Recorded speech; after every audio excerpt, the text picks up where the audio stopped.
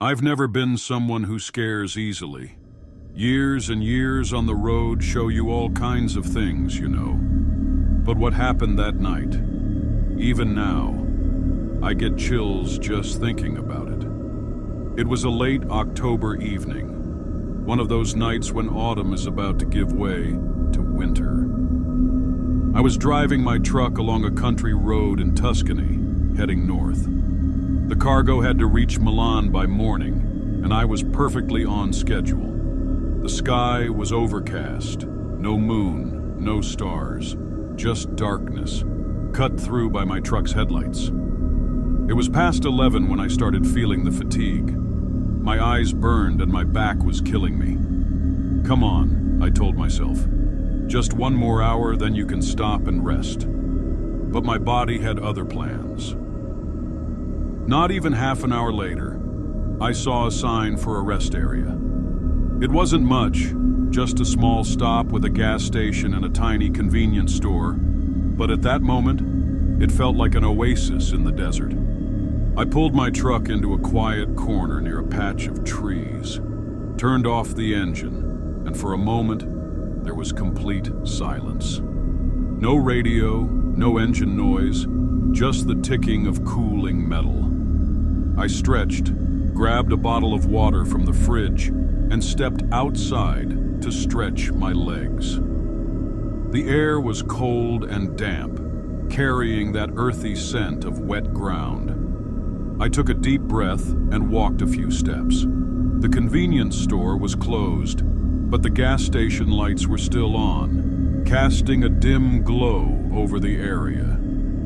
Beyond that light, there was only darkness.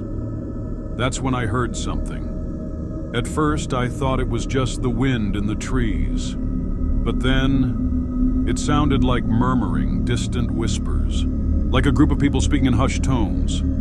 I strained my ears, trying to figure out where the sound was coming from. It seemed to be coming from the forest behind the rest area. I shivered. Not fear, not yet. More like a feeling, a sense that something was about to happen. For a moment, I hesitated. The rational part of me said, "Go back to the truck, lock the doors, and get some sleep."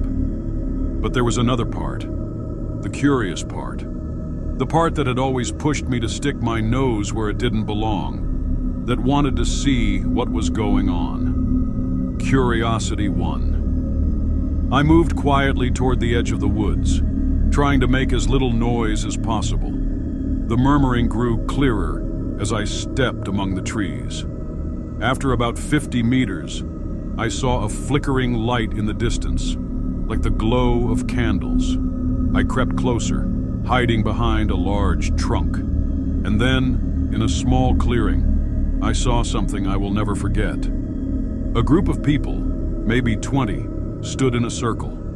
They were all dressed in white, wearing long robes that reached the ground. Some of them wore pointed hoods, like something out of a movie about satanic rituals. At the center of the circle was a stone altar. On top of it, I couldn't quite make out what was there, but it looked dark, like a pile of black cloth. They were chanting, or rather, reciting something in a strange, rhythmic tone. It wasn't Latin, I'm sure of that. None of it made sense. People dressed in white performing satanic rituals in the middle of the woods, in the dead of night. It felt like the plot of a bad horror movie.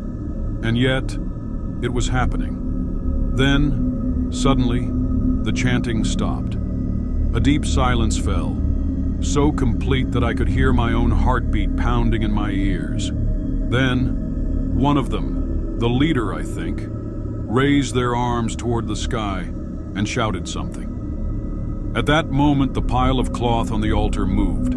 I held my breath, frozen in fear and shock. That thing wasn't cloth. It was alive.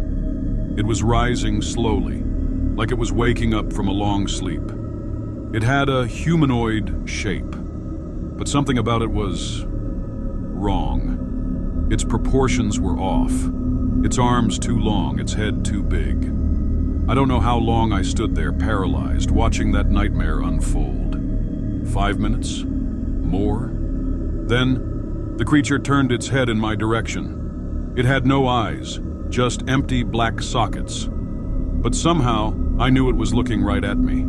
That's when my brain snapped out of its trance. Survival instinct took over.